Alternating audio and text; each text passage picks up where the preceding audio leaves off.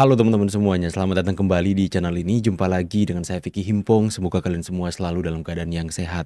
Senang bisa jumpa lagi dengan kalian. Dan di video kali ini kita akan masih membahas tentang seorang mantan dukun sakti mandraguna yang kemudian hari ini sudah bertobat. Dia sudah tidak menjadi dukun lagi.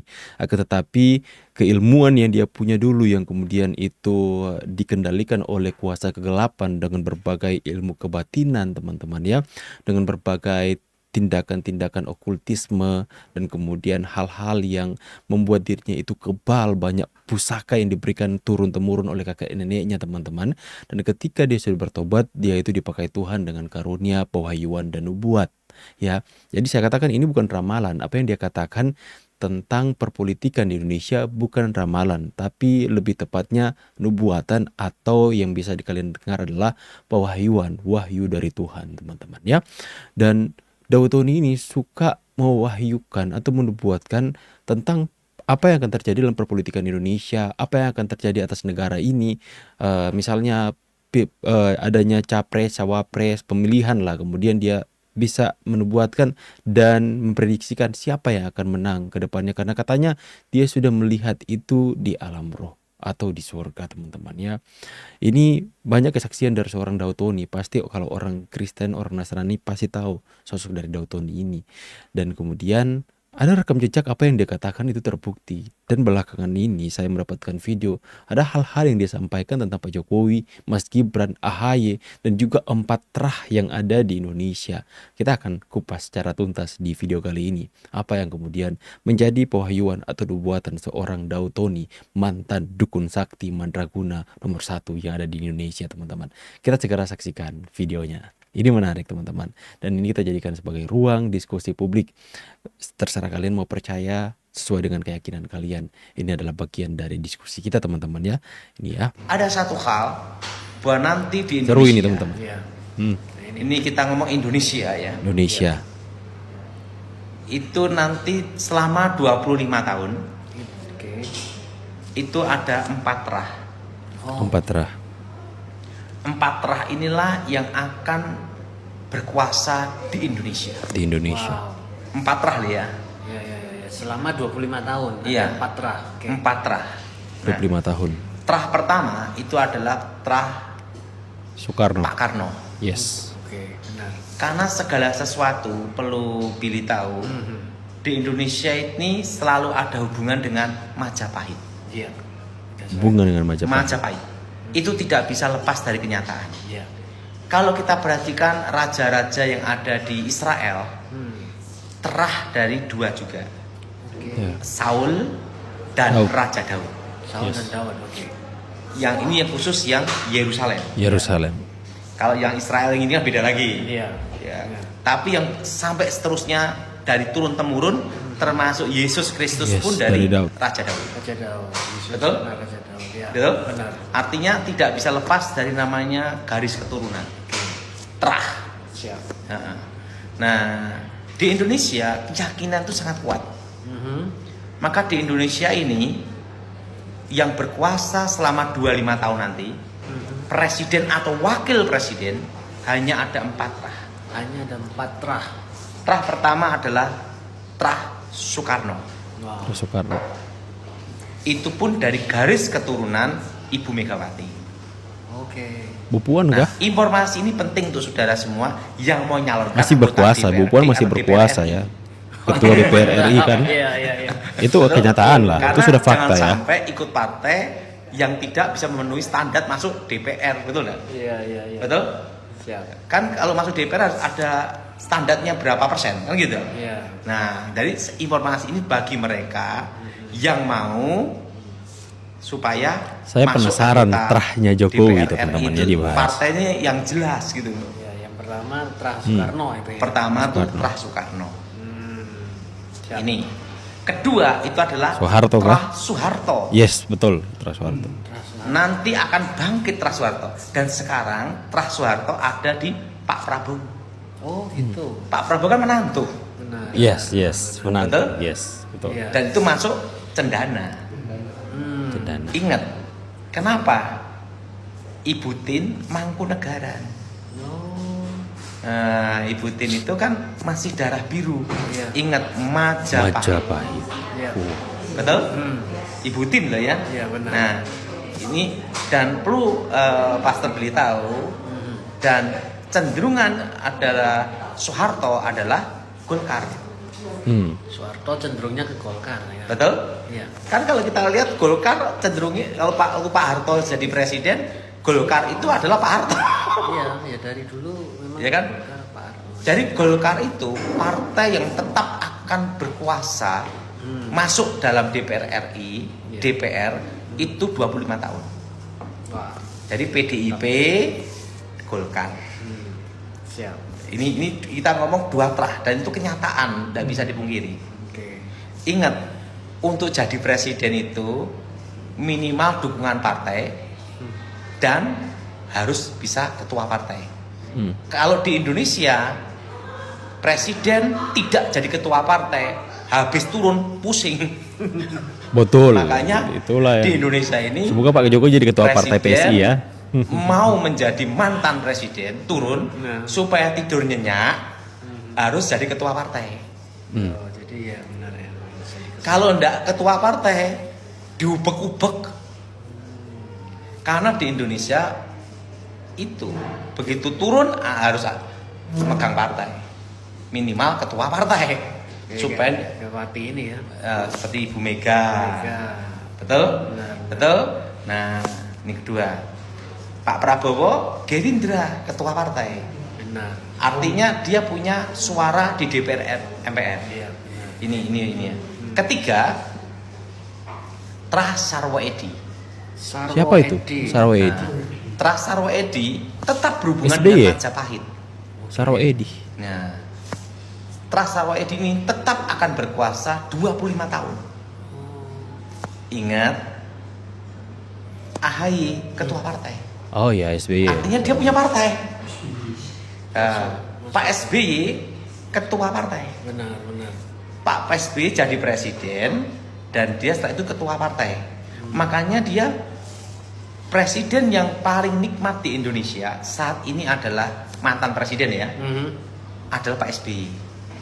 Tidak diubek-ubek, tidak dikuyo-kuyo. Iya. Pak SBY cukup menikmati hidup, Iya. melukis, nyanyi, jalan-jalan sambil memberi nasihat-nasihat karena dia mantan presiden. Iya, benar. Dan ingat, Pak SBY tidak haus kekuasaan, Wow. tidak ambisius. Benar. Karena pendengerin tidak ada namanya 3 periode. Iya. Nah, karena apa? Sejarah Penasaran 3 ya periode tentang ini Pak Jokowi ya. saya ngelihat sendiri. Karena saya yang mendampingi Pramono Edi Wibowo ketemu Ibu Ani Yudhoyono untuk menyampaikan hal itu tentang wacana 3 periode itu tidak baik. Sehingga mereka tidak melakukannya. Benar. Makanya Pak SBY landingnya pun dengan baik. Landingnya pun dengan enak. Nah, karena tidak ambisius. Iya. Dan terah yang keempat Nah, ini dia yang kita itu nanti-nantikan. adalah Terah Pak Jokowi. Jokowi. Yes. Oke. Ada loh 5 relawan tahun ke depan. Terah Jokowi ya. Terah Jokowi ini nanti menguat. Menguat. Kita ngomong 5 tahun ke depan. Bersama 5 tahun ke depan ya. keturunannya. 2009 dong. 4 terah. Nah, itu di 2030 ah. kenapa Pak Jokowi? Garis keturunan Pak Jokowi tetap ada hubungan itu nanti. Dengan 2021. Majapahit. Arahnya nanti ke situ. Oh. Dalam sejarah keluarga Pak Jokowi ke atas, Ntar lurah atau jadi apa, itu susah kalah. coba Keturunannya. 4 terah. Beterah. Nah, itu di kenapa Pak Jokowi? Garis keturunan Pak Jokowi tetap ada hubungan itu nanti. Dengan Majapahit. Dengan Majapahit. Arahnya nanti ke situ. Oh. Dalam sejarah keluarga Pak Jokowi ke atas, lurah atau jadi apa, itu susah kalah. Susah kalah. Menang. Oke. Pak Jokowi wali kota menang. Menang. Gubernur menang, presiden menang. Presiden. Iya. Artinya dia punya dalam bahasa wahyu keprabon, wahyunya. Wahyu ke Prabon. Nah, Pak Jokowi terahnya, keluarganya tetap eksis 25 tahun. Walaupun digoyang model apa. bertahan 25 tahun. 25 tahun. Ini kita ngomong 25 tahun. Iya. Ya. Biar Hal yang digoyang tiga diobok-obok ini kan ya. jelas. Pak Prabowo itu cendana. Dan ingat Pak Prabowo ketua partai. Iya. Dan cendana ada image-nya adalah Golkar. Betul? Dan perlu Pastor Billy tahu di masa depan nanti akan ada terah langsung anak atau cucu dari Pak Harto yang akan berkuasa. Oh, Terah langsung. langsung. Anak atau cucu atau cicit ya, dalam 25 tahun itu akan berkuasa. Oh, masih lama teman-teman Karena ya. bibit, bobot, bebet itu harus ada. Iya, iya, iya. Bibit keturunan dari mana? Bebet siapa? Dari mana? Kemampuan. Jadi tetap selama 25 tahun ini 4 terah di Indonesia ini yang tetap berkuasa. Wow. Ya karena orang-orang itu aja teman-teman ya. Orang-orang itu aja. Pak Jokowi mau diobok-obok apapun katanya dalam 25 tahun akan tetap berkuasa sampai ke mungkin sampai ke Mas Gibran teman-teman ya. Ya itu apa yang menjadi pandangan, nubuatan atau pewahyuan yang disampaikan oleh Daud Tony. Ada di tangan kalian tentu saja pilihannya untuk percaya atau tidak. Ya, saya tidak bisa menyatakan hanya waktu. Yang selalu saya katakan kalau soal nubuatan seperti ini hanya waktu yang kemudian membuktikan. Tapi ada rekam jejak apa yang disampaikan oleh orang ini, oleh Daud Tony. Itu terbukti terjadi hari ini teman-teman. Coba kita lihat ya. Nanti Nah, ini. wapresnya adalah Ini nubuatan mengejutkan. Evangelis ya. Evangelis itu penginjil ya, memberitakan kabar baik. Nubuatan mengejutkan Daud Tony tentang krisis global 2025 nanti kemudian dia kemudian mengungkapkan, mewahyukan bahwa Wapres Gibran sudah diprediksi di tahun 2016 oleh Daud Tony ya. Dia sudah memprediksikan, ini video yang lama teman-teman ya. Gibran.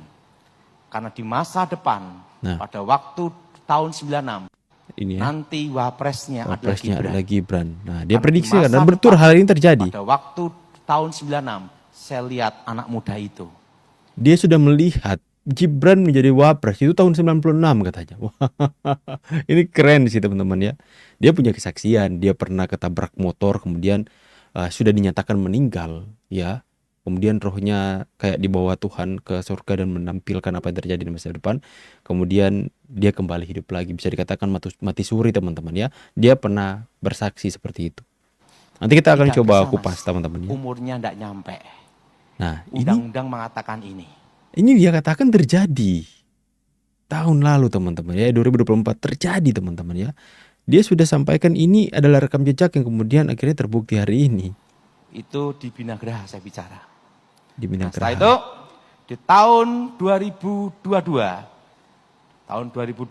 saya bicara kita semua akan inflasi terus selama 5 tahun. Yang mendengar pesan itu angkat tangan saudara. Banyak saksi Inflasi terus ketika selama dia berapa? menyampaikan nubuatan atau 5 tahun. pewahyuan. Nah, setelah itu tahun 2022 saya di Kementerian Pertahanan, lantai 9, Gedung AH Nasution. Saya langsung ke sana, saya ngomong sama kawan saya yang selalu di sampingnya Kemenhan, Prabowo Subianto. Saya bicara kepada Mayor Jenderal Gleni Kerupan. Orang yang masih hidup dia tanya adalah. Waktu itu saya bicara, Glenn dengerin saya. Wapresnya nanti Gibran. Nah, Di masa depan saya sudah lihat itu semuanya. Langsung dia bicara, enggak bisa Mas. Karena dari PDIP meminta Puan Maharani capres, cawapres Prabowo. Tidak usah kampanye, pasti kalah, pasti gagal. Karena di masa ya depan karena Pak Daud Tony ini ada di lingkaran pemerintahan teman-teman. Dia ada di Kementerian Pertahanan tapi mempertahankan atau bertahan di alam roh teman-teman ya, serangan-serangan dukun-dukun santet kepada SBY waktu itu teman-teman ya. Banyak hal seru yang bisa Saya melihat kita bahas dari orang ini. yaitu wapresnya anak muda ini. Tapi tidak bisa Mas, umurnya. Kedua, undang-undangnya MK, Mahkamah Konstitusi gimana? Waktu itu tahun 96 saya melihat, yaitu minimal pernah menjabat sebagai pejabat publik. Nanti MK akan putuskan di situ. Yang benar Mas, tahun 96 aku sudah melihat. 96 Setelah dan itu, ya. ini saya sampaikan kepada Pak Prabowo dan semua tim ini. Gibran itu kunci kemenangan Pilpres. Karena saya tidak lihat presidennya, lihat wapresnya. Oh, padahal Persis presidennya seperti Pak ini. Prabowo. Nah, setelah itu tahun 2022 nanti Nah, itu teman-teman ya. Salah satu rekam jejak yang kemudian ada dia kan kalau mau khotbah itu teman-teman ya. Pak Dautoni itu kalau mau khotbah dia selalu apa namanya ya direkam ya, dan kemudian apa ketika dia melakukan pewahyuan itu banyak kali terjadi, bahkan ketika dia melihat dari di tahun 96 Gibran akan menjadi wakil presiden itu terbukti hari ini, sampai masalah soal MK pun, soal persyaratan undang-undang pun itu dia sampai sedetail itu. Kita lihat dulu kesaksian Dautoni yang lain Musim ketika itu memperkuat kesaksiannya pemilu, teman-teman ya. musim Nah ini pemilihan waktu pemerintahan masa SBY itu Dautoni itu memberikan kesaksian bahwa berperang dengan Sai Baba. Sai Baba ini adalah seorang yang dianggap dewa di India yang mempunyai ilmu teman-teman. Kemudian itu bertarung dengan ya ketika Sai Baba ini mau menyerang SBY, yang bertarung dengan Sai Baba di alam roh itu Dautoni. Itu ada sebagai kesaksian. Nanti kalau kalian mau dengar saya akan coba putarkan nanti ya. presiden dan wakil Ada juga di situ presiden, kesaksiannya. Nah, ngomong. bentar. musim Ya dengar ya. pemilu, Musim pemilu, musim pemilihan presiden dan wakil presiden. pemilihan presiden Ini wakil banyak presiden, yang menggunakan ilmu sihir. banyak menggunakan ilmu sihir, Betul. santet. Saya Makanya dia merasakan pekerjakan dengan Dautoni. keluarga. Dia Luar rekrut Dautoni biasa. teman-teman. Ya, iya, macam-macam yang digunakan. Saya sampai pada satu kesimpulan, tidak ada yang lebih tepat mengalahkan ilmu sihir kecuali zikir. Itulah tadi penjelasan dari Bapak Presiden Susilo ini. Apakah betul? Lebih jelasnya mari kita dengarkan. Cuplikan video dari kita bahas. Nih, Dewa bertangan banyak. Keluar. Kaca-kaca hancur lebur.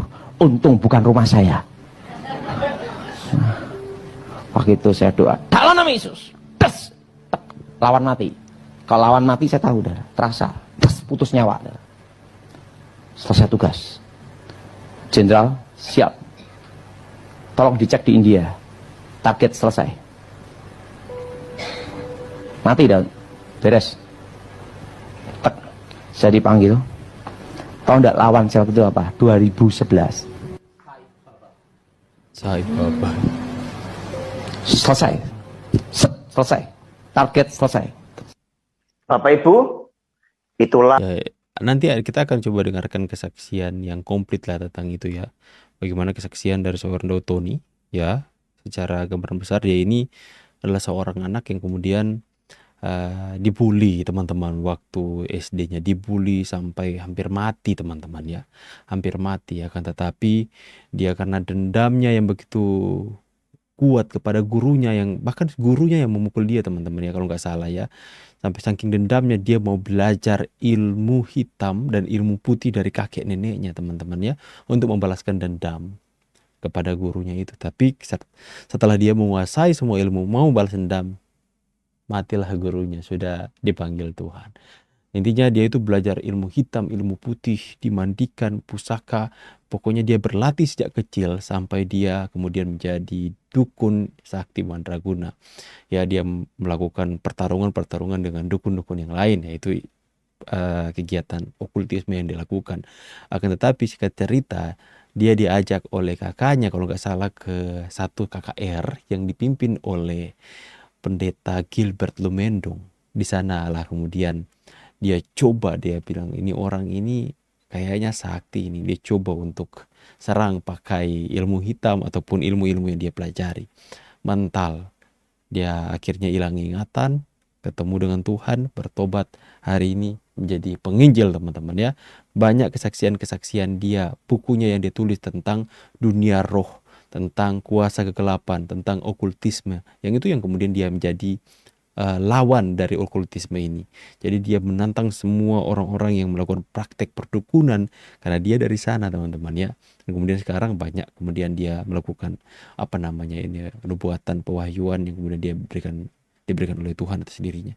Masih cukup menarik membahas soal Daud Tony ini karena masih ada kaitan dengan perpolitikan. Dia pun pernah menjadi pejabat sekalipun menteri pertahanan, tapi dalam bagian menangkal santet ilmu-ilmu hitam yang coba diserang kepada pemimpin negara. Itu kita tidak boleh pungkiri bahwa itu terjadi praktek-praktek seperti itu atas pemimpin-pemimpin kita.